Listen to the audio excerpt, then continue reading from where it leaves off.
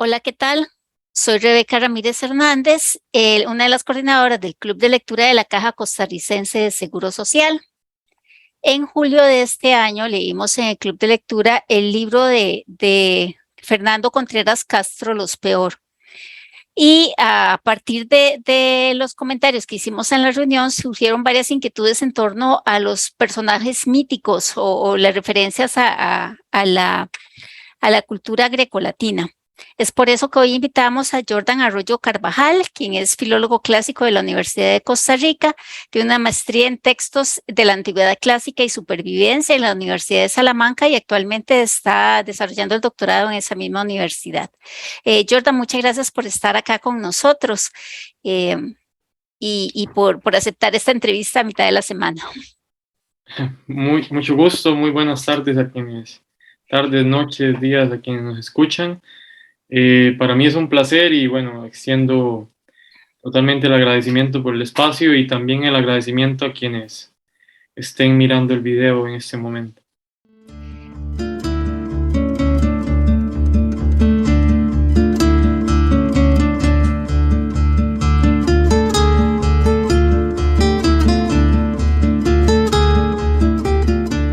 Hay un artículo suyo que el año pasado salió publicado en Cañina, donde titulado Tradición Grecolatina en la novela costarricense Los Peor de Fernando Contreras Castro. Ahí usted hace un acercamiento al texto de Fernando Contreras a partir de la tradición clásica.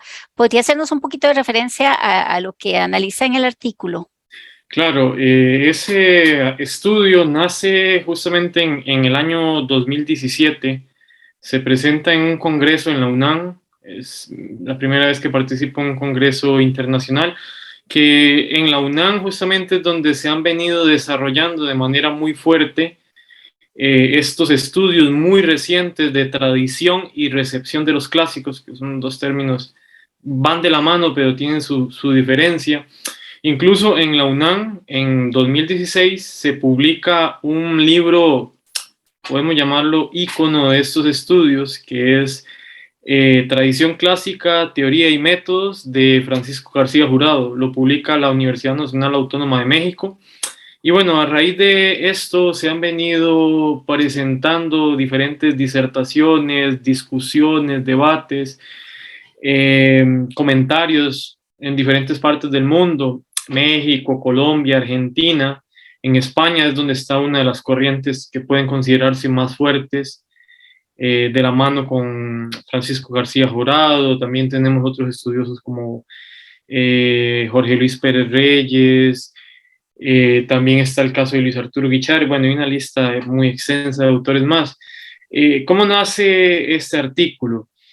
Bueno, este artículo nace, pues claro, leyendo la obra, pero a partir de la duda o de la pregunta, eh, ¿cuál es la función, textualmente hablando, o estéticamente hablando, que cumple este niño cíclope, este niño monóculo, este polifemo en esta novela? Esa es como la pregunta inicial que me planteo como lector, como ese sujeto que está leyendo por placer sin pensar en realizar una investigación. Ya luego el proceso de investigación es un tema aparte. Y conforme voy leyendo, enriqueciéndome, metiéndome en ese proceso de deleite del lector, voy viendo que este cíclope no es el mismo, definitivamente, el que nos hablan en la Odisea, porque ya vemos una serie de rasgos que van despertando el interés de hacer un estudio al respecto. Primero, porque es un niño. Segundo, por la ubicación, el tópico, la, la, la contextualización en San José, ¿verdad? No es el polifemo griego. Bueno, un polifemo humanizado que forma parte de los procesos de la humanitas, por ejemplo, y una serie de elementos más que nos dan como esa base sólida es necesario un estudio al respecto. Ya cuando nos metemos a fondo en el interés de realizar un estudio, se hace una búsqueda del estado de la cuestión, se comprueba que sí, que, no, que es muy interesante. ¿Por qué no hay estudio al respecto? Y nos encontramos que los estudios, bueno, hay uno en la parte que es muy interesante para la parte educativa, un estudio de una tesis de maestría, eh, cómo se utiliza la figura de este cíclope de Polifemo Peor como una herramienta para educar a los niños, a las niñas, y de esta manera contrarrestar o erradicar el bullying contra la otredad, porque al final Polifemo es ese otro. Luego me encuentro que la mayoría de estudios son más que nada ideológicos, como esta novela es de la otredad, está ambientada en San José, forma parte de las literaturas de la urbe, de la generación de la periodización del desencanto, pero no hay un estudio como tal desde la textualidad. Y bueno, ahí es donde nace la otra pregunta. ¿Estará Polifemo solo en la Odisea? ¿Cuáles han sido las variantes que sufre esa figura del cíclope? A raíz de eso surge un panorama extenso y medio de respuestas y hay que recortar. Cabe decir que en el estudio que está publicado en Canyon hay un recorte, porque si hacemos entendámoslo como una radiografía de esta figura mítica del cíclope, es necesario, por ejemplo, entender que no solo está en la tradición griega, que es donde se da el apogeo, lo que más conocemos, por ejemplo, en Costa Rica, sino que también esta figura del cíclope tiene una tradición riquísima en la literatura de la India, por ejemplo. Tiene otra tradición con los nefelín en las literaturas bíblicas, por ejemplo, la tradición bíblica, la tradición hebreica. Tiene una tradición muy rica también en la literatura nórdica y así podemos seguir extendiéndonos. La conocemos mayormente en la griega, pero esta figura sufre una mutación, un traslado estético, contextual, histórico, ya en la literatura romana, por ejemplo, con Ovidio en sus metamorfosis.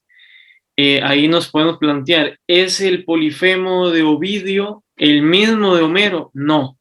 Al igual que en el contexto griego, no es el mismo Polifemo de Eurípides al mismo Polifemo de Odiseo. Entonces ya vamos viendo cómo el mito, o los mitos, las figuras míticas, permiten una transformación que va a estar ligada a intereses del autor, a lecturas del autor, a épocas y a cuestiones ideológicas y a su vez estéticas.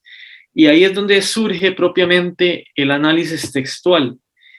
¿En cuál de los diversos polifemos se basa, para no decir influye, una cuestión más moderna, más actual, se basa o tiene una relación la lectura o la producción literaria de Fernando Contreras? Bien, no nos queda duda de que es la Odisea, pero con otros intermediarios de fondo. No es solo la Odisea como un código inmanente que está ahí solo, sino que hay otras lecturas de fondo.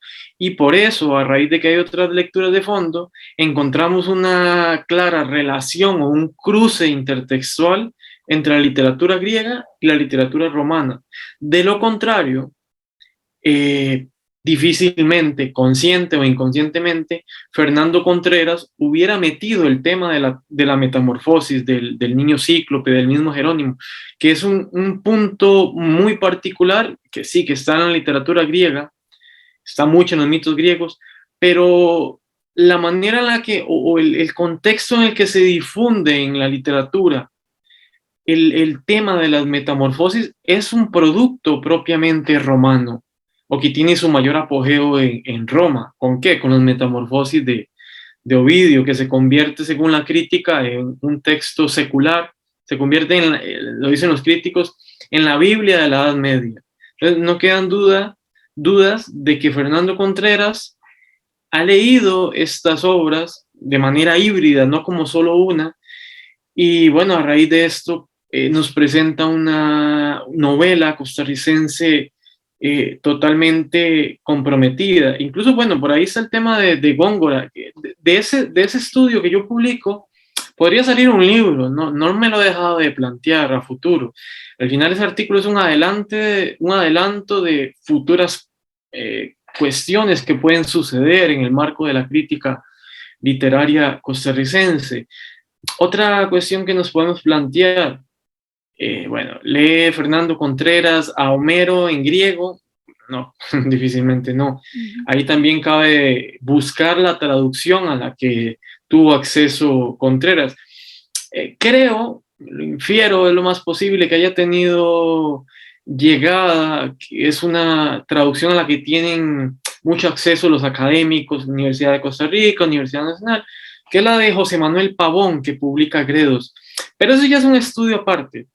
Y aquí lo que quiero entrar con eso es para que veamos la diversidad de posibilidades de estudio que todavía quedan ahí pendientes. Yo de hecho tuve que cortar el estudio, hay muchísimas posibilidades más, empezando con el análisis de los adjetivos, por ejemplo, cómo nos presenta la manera de describir en adjetivos Homero al cíclope, cómo lo hace Eurípides, cómo lo hace Góngora y cómo lo hace Fernando Contreras. Bueno, y un sinfín de asuntos más.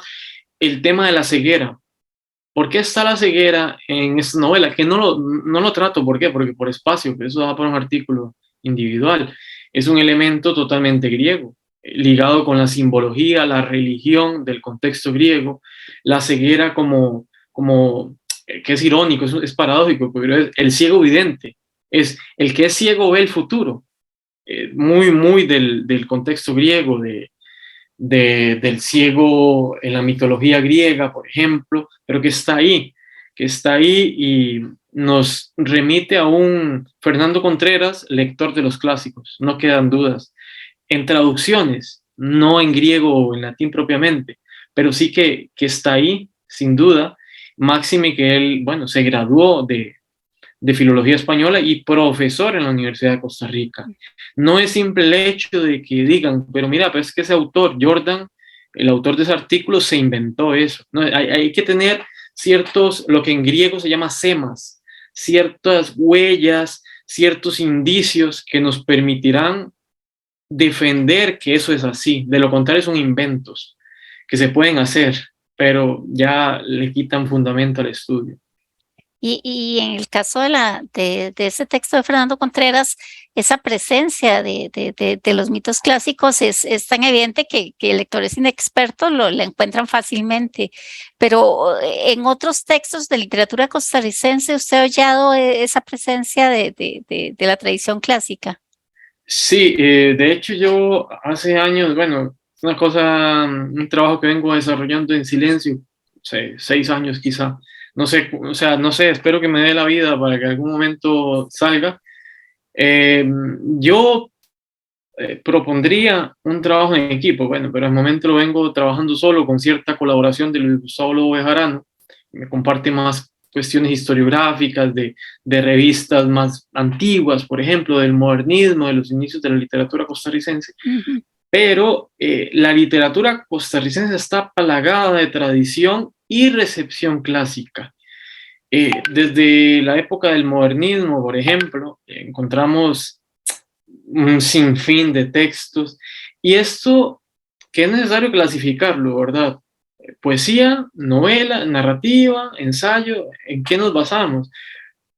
Yo me he enfocado, me he especializado más en la parte de poesía, pero sí que he visto también en la narrativa, que es interesante de vez en cuando alejarse de la poesía y entrar en la narrativa, es algo que trato de hacer.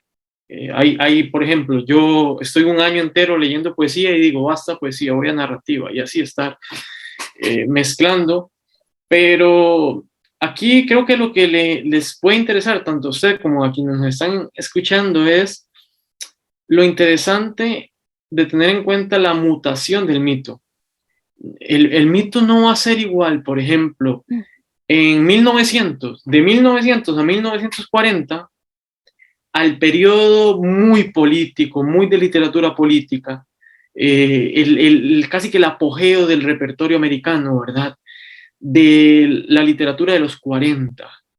Ahí el mito juega una función totalmente política, anterior, más modernista, más de rima, de juego, de el arte por el arte, muy de su época.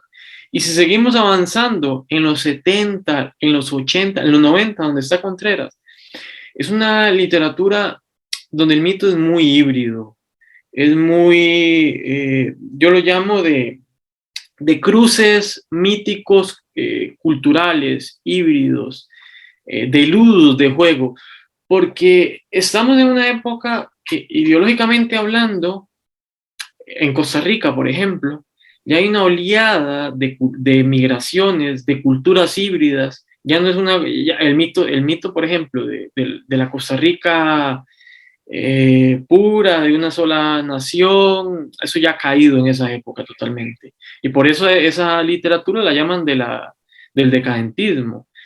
Es la decadencia total de los mitos, decayó el mito de la Suiza centroamericana, el de la blancura, el de la paz, etc. Y vamos a encontrar, ojo que esto es interesante, porque es que aquí hay que ver cómo los autores, las autoras, están incluyendo no solo los mitos griegos, sino que están jugando con una multiculturalidad. Me he encontrado en un tema que también vengo estudiando, Penélope, por ejemplo, eh, relacionada con María la Virgen, viene siendo lo mismo casi. Vamos a encontrar Medea relacionada con Malinche, que eso es otro libro que ya llevo 3 años haciendo. Hay una relación mítica de arquetipos de fondo. Medea, Coatlicue, Coatlicue, Llorona, Llorona, Malinche. Bueno, y ahí vamos a encontrar un sinfín de temas. Ulises, ya no es el Ulises de Homero, porque los autores y las autoras tienen que adecuarse a los contextos. La actualidad no permite, porque hay que adecuarse a las estéticas que predominan, no permite un héroe griego. ¿Por qué? Porque es que la sociedad en la que vivimos es complicadísima. ¿Cómo vamos a presentar un héroe griego en la cultura en la cual estamos viviendo si es una cultura total de decadencia? Más bien es la figura antiheroica. Entonces vamos a encontrar autores y autoras retomando lo que ya habían hecho los trágicos griegos, Eurípides, Sófocles, que lo que hacían era hacer mofa de Ulises y presentarlo como un héroe sufrido, un héroe que ha entrado en sufrimiento. Y bueno, y aquí nos podríamos extender muchísimo, pero sí que la literatura griega y la literatura costarricense está plagada. Pero ojo que aquí no hay que caer en el error, que es facilísimo, muy fácil yo sentarme y decir, es que aquí hay un mito. Eso es facilísimo, cualquiera lo detecta con leves conocimientos de mitología. Pero la investigación seria, que es lo difícil, y por eso quizá yo no he sacado más publicaciones, es hallar de dónde vienen esos mitos. Es que eso es lo difícil. Porque yo le puedo decir a usted, por ejemplo, mira, sí, Polifemo, sí, es que fácil, pero dígame, ¿de dónde viene ese Polifemo? ¿De Eurípides, de Homero, de dónde? O hay un proceso simultáneo de textos ahí incorporados en la lectura del autor. ¿Es consciente el autor de que está el mito ahí? ¿De quién viene? ¿De Borges, de Claribel Alegría, de los griegos propiamente o de autores más contemporáneos? Es ahí donde es difícil la investigación. ¿Está accediendo el autor a una traducción? ¿Por qué? ¿Está leyendo en griego? ¿Por qué? ¿O está accediendo a una traducción bilingüe, por ejemplo? O incluso está el autor haciendo una traducción, como es el caso de Sofía de Melo, la poeta que para mí es la mejor poeta en lengua portuguesa. Pues son temas que hay que considerarlos. De lo contrario, son investigaciones vagas, se hacen muy fácil. Y de veras que lo digo, porque yo, por ejemplo, en este momento podría sacar, y que los tengo ahí en borradores, podría sacar muchas investigaciones y digo, aquí está Penélope, aquí está Hércules, Heracles, aquí está Tiresias el ciego, etcétera. Pero, y otro punto, la literatura costarricense está plagada del mito del Minotauro. Y es otro tema que yo vengo recopilando textos, pero no los saco porque de momento no tengo idea de dónde vienen. Especulo de momento de dónde pueden venir. Y ojo que no necesariamente vienen de Grecia. la mayoría derivan de Asterión, de Borges y otros textos de Borges. Entonces, es ahí donde cuesta sentarse a plantear un estudio y decir, lo voy a publicar ya, porque hay que sentarse teniendo la mano aquí un autor, aquí otro, empezar a comparar y ver si es una especulación mía como lector o de veras hay algo que me permita asegurar que eso es así. Eso que señala es muy interesante porque a ver, no se trata de una nostalgia por el pasado clásico, más para quienes hemos estudiado filología, que de pronto, como nuestra lengua en la que nos formamos y la propia carrera es filología española, recurrimos mucho al latín, al griego, a los mitos clásicos y demás como parte de esa formación, pero va más allá de esa nostalgia por esa esos primeros pasos del español, pasando del latín al español y toda esa tradición clásica, porque como usted señala, es multicultural, también entra en juego los mitos de lo que ahora es América, lo que se conoce como América, pero también nos está hablando de la historia de los países donde se desarrolla esa literatura, de la tradición literaria latinoamericana, de lo que han leído los escritores, es como algo más complejo. Y cuando escriben también están hablando del presente, de sus vivencias actuales. Entonces, hacer todo ese análisis más allá de irse al texto clásico, y sino que ir viendo todo este proceso de formación del escritor, de las lecturas a las que tuvo acceso, de la cultura en que se ha desarrollado y la cultura en la cual vive, ahí es donde se ve la riqueza de ese análisis, de ese acercamiento a los textos. Sí, ahí es donde entra lo complicado, que yo lo llamo una metodología dialéctica. Ah, De hecho, por ejemplo, esto es muy interesante y sé que al público que nos está escuchando le va a interesar, porque, mira, yo antes de conectarme justamente a este espacio, me hice la pregunta, Polifemo en Costa Rica, ¿quién se encarga de hacer que Polifemo llegue a la cultura de masas? Yo me atrevería a decir que Fernando Contreras, porque el texto Los Peor de Fernando Contreras ya es un texto canónico. Se lee en las escuelas, se lee en los colegios. Bueno, en las escuelas depende de la familia que es el niño, ¿verdad? De repente se lo lee, le enseña los dibujos, que son muy lindos. La portada, por ejemplo, que tiene ese niño cíclope.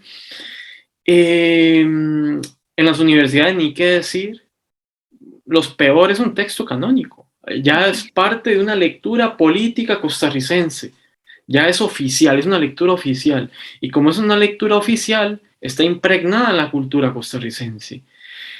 Hay que darle el mérito porque aquí está la función del escritor como un difusor de la cultura o de las culturas grecolatinas.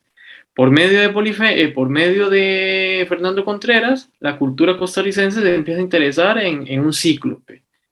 Quizá esa cultura costarricense no se hubiera dado cuenta, quizá digo, no se hubiera dado cuenta del mito del cíclope porque les da pereza leer la Odisea, que eso pasa mucho, o les da pereza leer el texto de Eurípides, que difícilmente se lee, etcétera. Así pasa, hay muchos casos en la literatura costarricense. Siempre que es algo que en la academia hay muchos vacíos. Saca alguien un texto de Penélope que está por todo lado y ya la gente, la Odisea. No, es que no es solo la Odisea. O sea, piense que Rima de Balbona sacó un texto donde está Penélope, que no necesariamente el autor tuvo que haber leído la Odisea. Hace falta ese diálogo en la investigación. ¿Y qué pasa con Joan Manuel Serrat? La canción de Joan Manuel Serrat incide en la cultura de masas. Si nosotros dos estuviéramos escribiendo en este momento y alguien pone la canción de Penélope, a nosotros se nos puede ocurrir en este momento escribir un texto de Penélope y no es Homero, es Joan Manuel Serrat trayendo a Homero. Es ahí donde está la dificultad del asunto. Hay que verlo como una dialéctica y sí, que lo importante es que los mitos griegos y romanos siguen impregnados en las culturas occidentales actuales, pero no son los mismos que se leían en esa época. Incluso el mismo lector no los lee igual, el mismo investigador no lo lee igual. ¿Por qué? Porque tiene otros valores, tiene una educación diferente, tiene otros intereses, etcétera, etcétera, y ahí pues nos podríamos seguir extendiendo. Todos los mitos que han recuperado, reinterpretado, resemantizado las mujeres actualmente, ¿de qué deriva? De muchas condiciones de igualdad de género y el boom en la literatura centroamericana en los 90, ¿a qué se debe? A la segunda oleada de los feminismos que le da la potestad a las mujeres de romper y presentar esos mitos como voces o discursos narrativos más transgresores, que quizá ya estaban en la antigüedad, pero despiertan esa voz dormida. Lo que Gayatri Spivak, esta teórica de la India, llama la voz del sujeto subalterno. Como un subalterno empieza a tener voz debido a que hay un cambio en los papeles. Las mujeres tienen más acceso a la economía, empiezan a tener más puestos que antes no tenían en ciertos sectores estatales. En los 80, que es una oleada muy interesante de mujeres que se van a estudiar a Europa. Eso era casi que muy poco, se daba antes. Y una serie de condiciones más. El acceso de las librerías de segunda mano, muy importante en Costa Rica. La apertura de muchas librerías. ¿Y por qué hablo de las librerías? Porque las librerías, entre más haya, permiten la llegada de traducciones. Difícilmente en Costa Rica alguien se va a poner a leer un texto griego, de literatura griega, en griego. No, lo lee en una traducción. ¿Y cómo obtengo yo esa traducción? Por un amigo o porque una librería la tenga, o la biblioteca de la Universidad de Costa Rica, la Universidad Nacional. De lo contrario, imposible, salvo las excepciones que permite la virtualidad actualmente, que con un clic me encuentro una traducción en Internet. Esa es otra cuestión que los investigadores tienen que tener en cuenta. El cambio en el sistema cognitivo del escritor actual. El escritor actual es muy lúdico, le encanta burlarse del lector. Puede entrar a Google y encontrar un mito, como le pasó a Fernando Contreras. Fernando Contreras no accede al mito de la sirena oficial, el canónico, sino que accede al mito de la sirena que conocemos por medio de la fábula, que es la sirena ya no con pies ya no la sirena de rapiña, la ave, sino que es la sirena como la sirenita, ¿verdad? Es algo que en Grecia no gustaba mucho, pero es interesante porque nos damos cuenta de eso también, de que ahí está el mito de la sirena, que decimos, la sirena, la Odisea.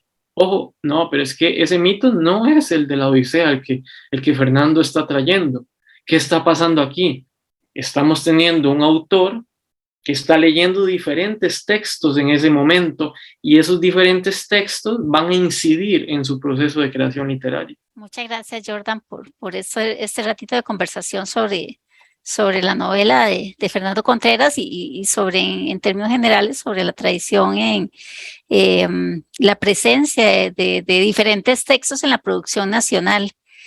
Le agradezco que se conectara con nosotros y también quisiera agradecer a quienes han visto este video, pero quiero darle un espacio para que se pueda despedir de quienes ven el video. No, un gusto, un placer. Está por salir tipo diciembre, quizá enero, un artículo donde estudio 7 versiones de Penélope en diálogo Odisea, textos actuales de mujeres, me enfoco solo en mujeres, en relación con estas variantes del mito de Penélope en la poesía costarricense, también por si están interesados, que lo mencioné. Pero sí. Es un avance de un tema que yo creo que va a terminar en un libro porque es inmenso. De hecho, ahora lo estoy investigando en Centroamérica en su totalidad. Y así que bien, cuando gusten otra invitación, totalmente abierto, o alguna charla al respecto, siempre a disposición. Muchas gracias.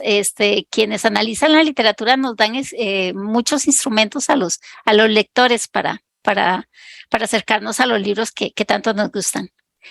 Gracias a quienes vieron el video.